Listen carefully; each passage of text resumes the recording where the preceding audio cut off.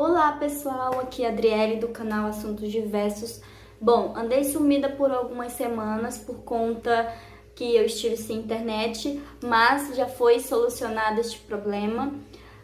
Sejam muito bem-vindos ao meu canal, se inscrevam, deixem seu like para mais divulgação. E eu estava com muita saudade de vocês não têm noção. Vocês estavam com saudade de mim?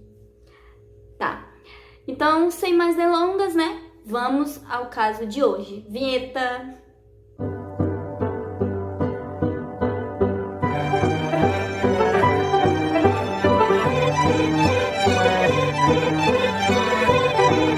Hoje iremos falar de um caso bem triste, bem delicado, tanto questionável.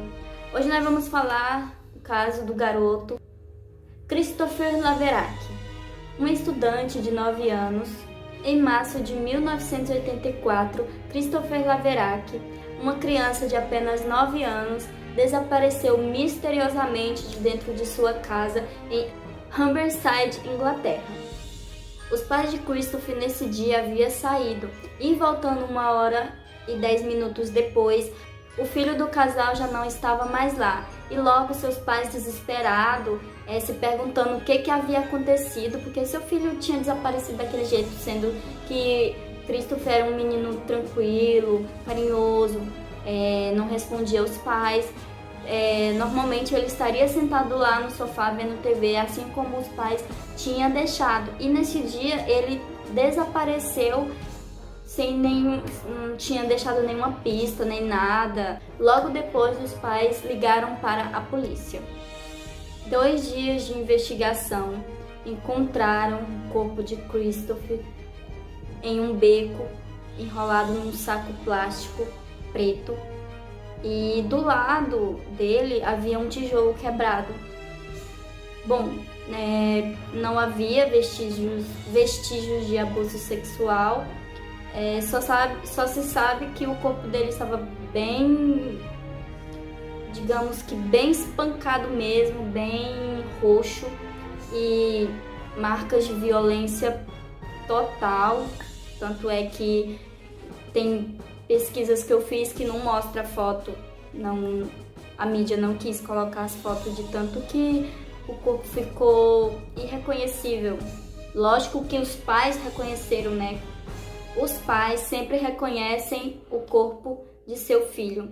A pessoa que fez isso aparentava ter muita raiva dele, né? Porque, poxa, ele era uma criança de 9 anos, não tinha força pra nada praticamente. Um neném, né? Como que, ele desapareceu assim, do nada, e apareceu 2 dias depois dentro de um saco plástico. O que uma criança de 9 anos poderia fazer para merecer tanto espancamento, né? A polícia tinha a conclusão: alguém sequestrou e o assassinou. O motivo, ninguém sabe. Ninguém tinha noção por que essa pessoa fez isso com essa criança. Com tudo isso, as investigações eram infrutíferas, já que uma vez não tem digitais, não tem suspeitos, não tem de onde tirar as investigações. Só se sabe que ele estava lá, era um corpo, e que não tinha o que muito fazer. Vizinhos não tinham visto, não tinham ouvido nada, não tinha testemunhas. Era um caso que não tinham o que fazer. E por conta disso ficou em casos arquivados. Olha que loucura! Em março de 2002, um homem chamado Melvin Head foi preso por ter abusado de 4 crianças. E não por acaso, este tal homem era o tio de Christopher. Acredita nisso? Eles ligaram os fatos, obviamente tinha o sobrenome, né? E este homem foi preso por 7 anos por ter abusado dessas 4 crianças. Até então eles desconfiavam. Melvin Head era o principal suspeito. Em abril de 2003, um detetive reavendo o caso de Christopher descobriu que o carro de Madeline Head batia com a descrição de um carro visto na época, exatamente no mesmo dia, na noite do desaparecimento do garoto. A casa de Madeline era bem perto da família de Christopher e, na época, ele conhecia muito bem a área. O caso de Christopher ainda continuava muito complexo, sem nenhum entendimento, com muitas perguntas, e não tinha como associar o assassinato do tio, do sobrinho, por conta que não tinha nenhuma evidência, não tinha nenhuma prova concreta. Sim, é ele, sim, temos certeza. Não tinha uma prova científica. E as esperanças da polícia morrem quando Madeline Head morre aos 65 anos. E acabou todas as pistas, tudo ali com ele, com o falecimento dele. Mas a perseverança dos detetives não acabaram por aí. E uma ajudazinha da ciência fez com que a polícia pudesse ligá-lo definitivamente ao assassinato do sobrinho.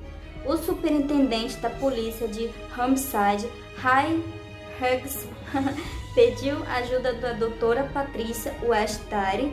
Ele queria saber se a vítima, Christopher Laverack, poderia ter estado no jardim do principal suspeito, o seu tio Melvin Head. A doutora fez extensas análises nas pequenas roupas de Christopher que vestia no dia do crime e do tijolo encontrado ao lado do corpo, e também no jardim do suspeito. Este caso foi tão popular e questionável que a doutora tem, depois de 28 anos, as roupinhas de Christopher, as mesmas roupas que ele vestia no dia do crime. Pra vocês verem, né, como a ciência é tão incrível.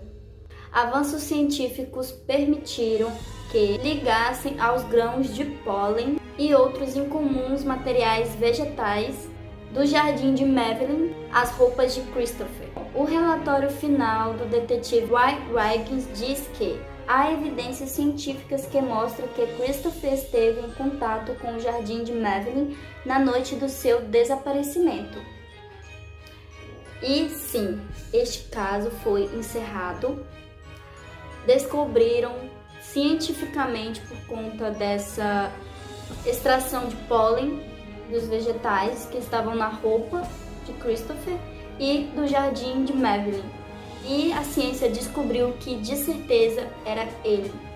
Sim, o tio entrou na casa, pegou a criança e nunca se sabe até hoje qual é o motivo específico que ele matou o sobrinho. Só se sabe que Madeline era agressivo, era grotesco, não se sabe se ele furtava, mas pelo visto ele abusou de 4 crianças, né? Então não pode duvidar nada dessa pessoa.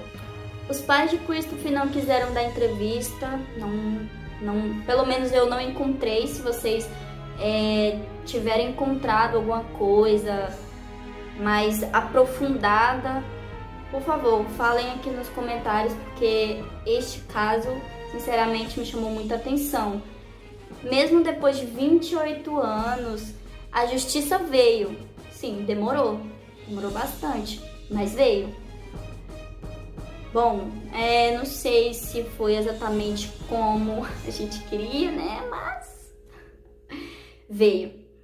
E ele foi pro céu. Foi pro céu porque ele era uma criança e muito fofinho, muito fofucho. E essa pessoa, o tio, né, fez isso. Não se sabe até hoje o porquê. Ray Wiggins, ele foi um dos detetives que se empenharam mais, e claro, a doutora, né?